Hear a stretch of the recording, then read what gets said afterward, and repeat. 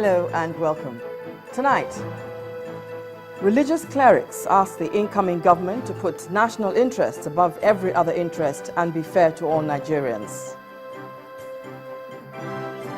Former South African President Thabo Mbeki asked General Muhammadu Buhari to strengthen anti-graft institutions. A communal clash in Ekiti State leaves scores of shops destroyed. Governor Ayodele Fayose evacuates non-indigents in the community for safety reasons.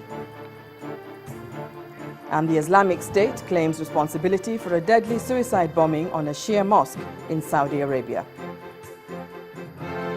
And on Business News tonight, Minister of Finance Dr. Ngozi Okonjo-Iweala terminates Qualcomm Network's appointment over allegations of extortion of Shopee graduate interns. And on sports news, new record set in opening day matches of the channel's National Kids Cup.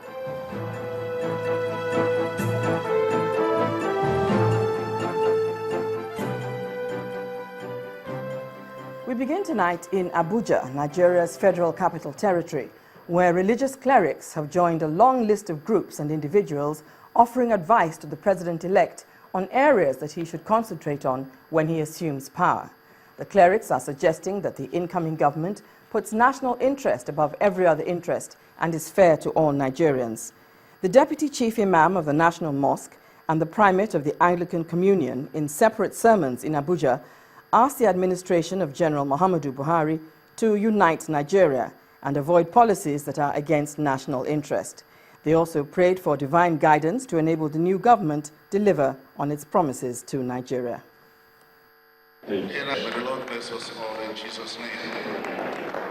This is an assembly of clergymen and the laity in the Anglican Communion.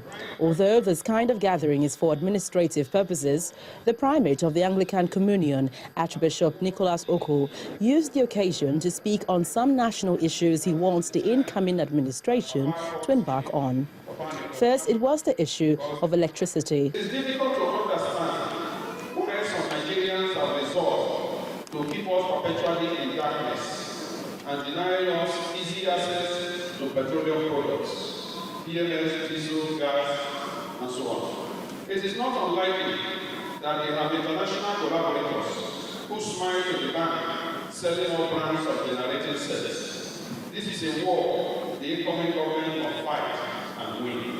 He also urged the incoming administration not to sacrifice national interest for international relations. We must be defined as we are, with all the things that are genuine to us. Moral values, qualities, virtues, and so on, talents must remain our own. And they have their own. We may take, if we need their own, we may ask them to help us. But they must not subsume us as human beings. Away from the Christian gathering at the National Mosque, Muslims gathered to offer a special Jumu'at prayer ahead of the swearing-in next week. The Deputy Chief Imam, Sheikh Mohammed Kabir, urged the incoming administration to dispense justice to all. Let them lead with justice and let them do all what they could do to make sure that common man of this country live a good and beautiful life. Other worshippers too believe in the powers of such prayers to guide the incoming administration right. Just like the president has already congratulated and wished the incoming administration well, today we do special prayers in that regard. And we sincerely hope things will be better, even better for all Nigerians, inshallah. The imperative is for leaders to make sure that their fear is to the Almighty Allah, and they conduct all their affairs of humanity only with the fear of the Almighty Allah, to make sure that they dispense justice to human beings irrespective of race, religion, or regional location.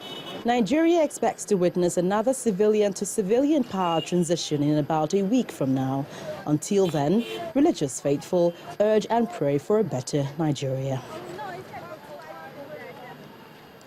Just like the clerics, civil society also has an agenda for the incoming president.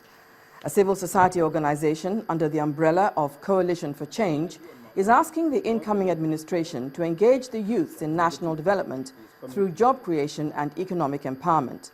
President of the group, Mr. Aminu Yakubu, who spoke at a news conference in Abuja, also appeals for the prosecution of corrupt public officers who have looted the nation's treasury.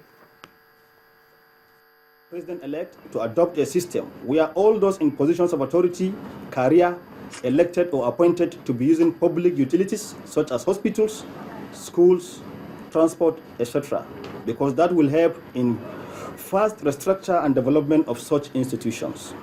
There is no reason or whatsoever that someone is working for government and avoiding its institutions, leaving it in decay for the less privileged to use, and it is for all of us to use as Nigerians, and at the same time using the proceeds from same government to take care of themselves, family and loved ones in private institutions, after swearing that they will protect, preserve and do justice to all as leaders.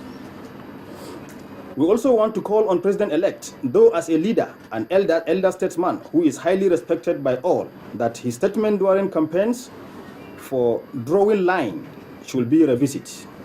We as youths and Nigerians with due respect are saying no, that sir, anyone that looted our treasury should return it, not only returning it, but face the law to serve as example to others.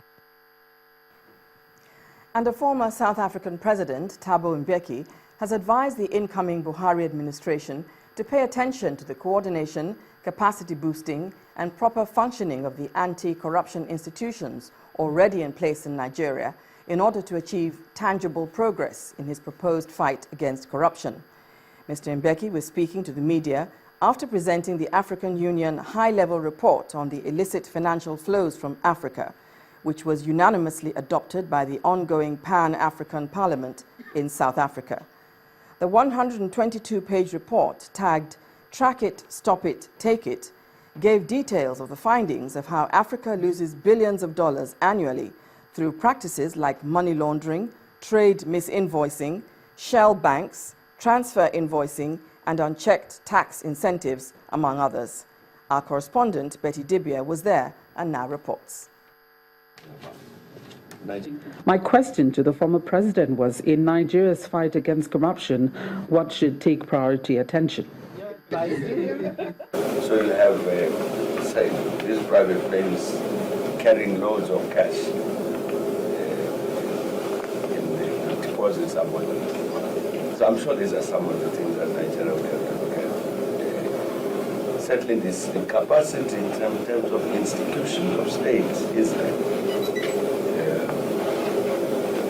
And I'm sure the legislation that empowers those institutions, I'm sure it also there. It's going to probably the functioning of this. Earlier, Mr. Mbeki presented the report on illicit financial flows from Africa, which listed the high-level panel's findings in some case study African states, of which Nigeria was a part.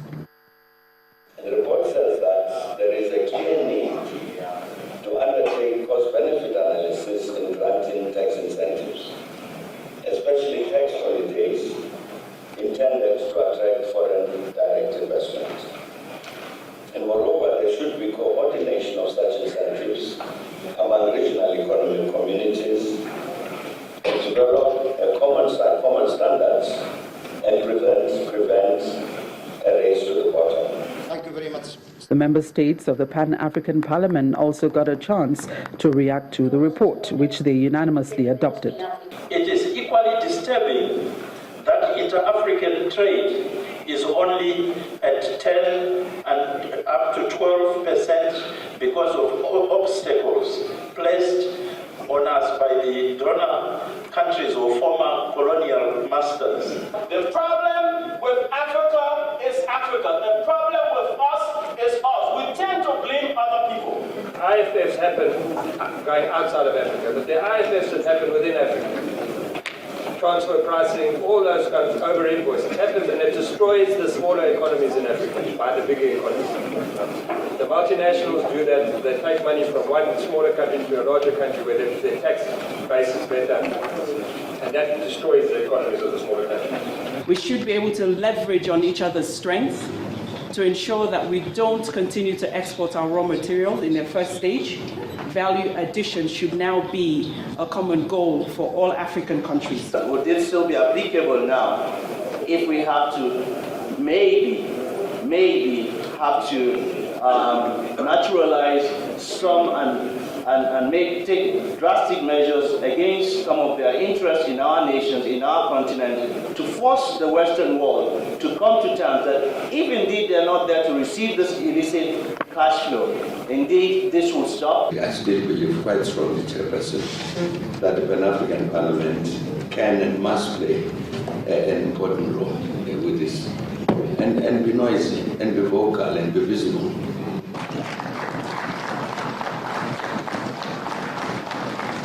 Well, it still comes down to internalization and implementation to yet another African report. And as the guest speaker, the former president, Thabo Mbeki, challenged lawmakers. Lawmakers across the continent have a very important role to see this through. From the Pan-African Parliament in Midrand, South Africa, Pt.1, Channels Television News. In the meantime, the president-elect, Muhammadu Buhari, has left for Britain on a private visit, his first such trip outside the country since winning the March 28th presidential election. A statement issued by the head of General Buhari's media team, Malam Garba Shehu, says that General Buhari will use the opportunity of the visit to take a much-deserved rest ahead of his inauguration on May the 29th. The statement adds that the president-elect is expected back in the country a few days before the inauguration, refreshed and ready to hit the ground running once he's sworn into office. In part 2, after the break, youths burned down a Sharia court in Kano State. Prison officials convey suspects charged with blasphemy. Please stay with us.